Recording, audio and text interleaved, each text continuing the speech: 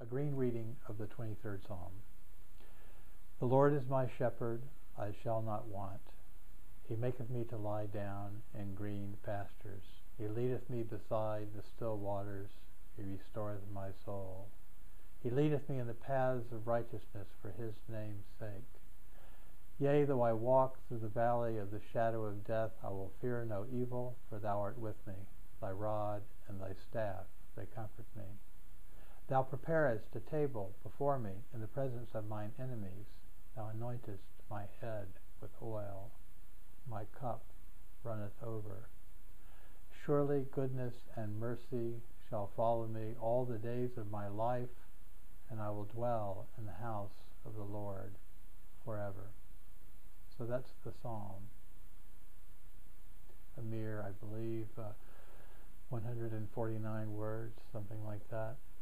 Not very long, but there's a lot there.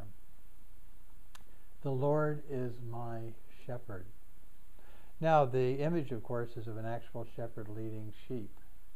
But I find it useful from a green point of view to think in terms of shepherding or guiding. The Lord is my shepherd. What does that mean? Well, from the standpoint of green meditation, what it means is that we are guided through our lives from beginning to end. And those are really artificial distinctions to a certain extent from the point of view of the planet, birth and death.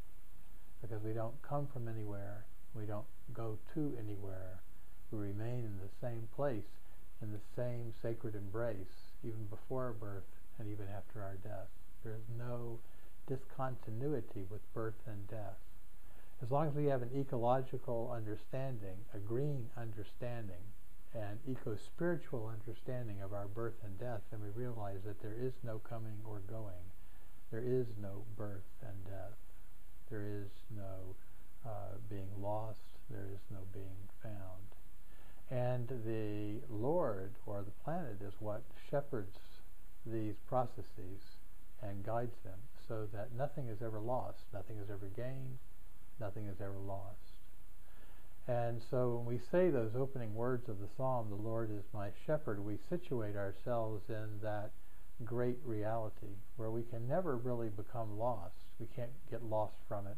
We, strictly speaking, can't even be found. We are, from beginningless beginning, where we are supposed to be. We are on a path that, as much as it may disturb us from time to time, or seem like the right way to go or the wrong way to go, is sure and certain. As sure and certain as the path of a drop of water that falls from the sky, lands someplace, and is shepherded or guided by the smallest indentations in the surface of a rock or in the way the soil lies as it runs, following a sure but certain course to a larger body of water, and yet a larger and larger body of water until it finally makes it to the sea, where it evaporates and begins the whole process again. So when we say the Lord is my shepherd, that's what it means. The Lord is my shepherd, I shall not want. I shall not want for anything. I shall not experience lack. Lack really exists only here in the human cortex. It doesn't exist anywhere else. There's a famous Zen saying that one moment of life is good, 1 year of life is good, or 1 instant of life is good, and 100 years of life is also good. A famous Zen master once was very ill, and a disciple came to him and said, "How are you feeling?" And he said, "Sun-faced Buddha, moon-faced Buddha. Some Buddhas live for 1,000 years, and some live only 1 day. But they are Buddhas, both, nevertheless." So when we say, the Lord is my shepherd, I shall not want, we mean that we will not experience lack. We can choose to experience lack. We can choose at any moment to decide that what is happening around us or what is happening to us should not happen. And we can decide to be at war with that, not to accept it, but to reject it. And the degree to which we do that, we will feel unshepherded and unincluded and untaken care of, and at war more or less with reality. Now that doesn't mean that we don't address social injustice, that we don't try to right a wrong when we see it being done, that we don't champion the oppressed, feed the poor, care for the sick, bury the dead, or any of these things. Doesn't mean that.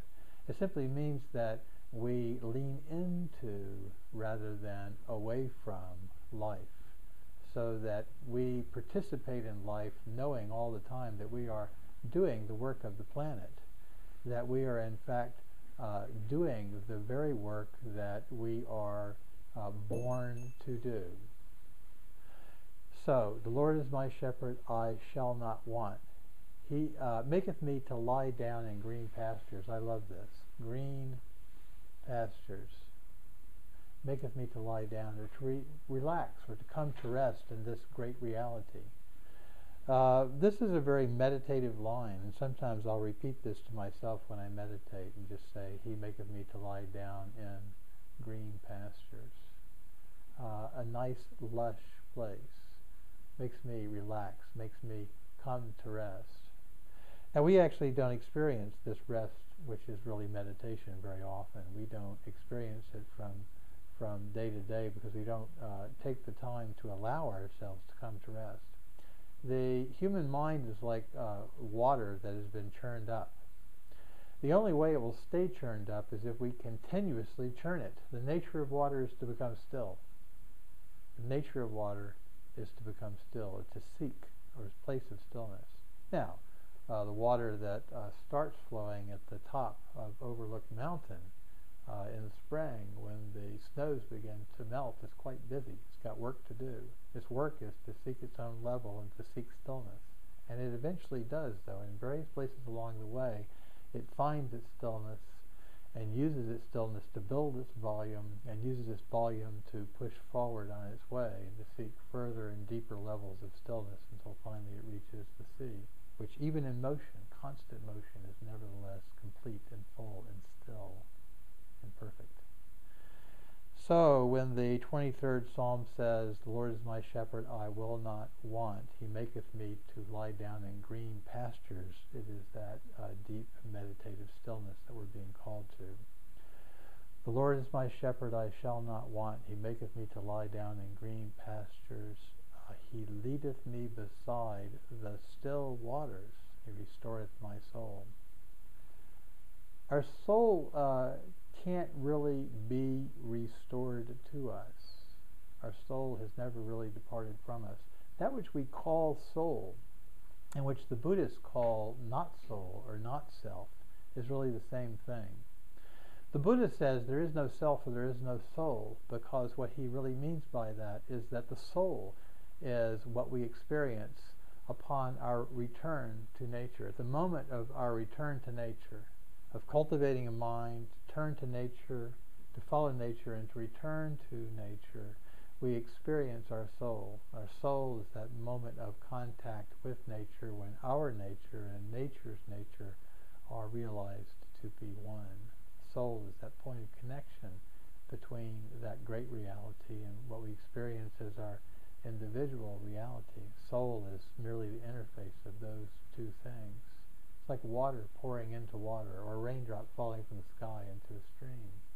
The moment it hits, if the water is still, it makes a ring that spreads and eventually disappears as it becomes one with its mother. So, the Lord is my shepherd, I shall not want. He maketh me to lie down in green pastures. He leadeth me beside the still waters.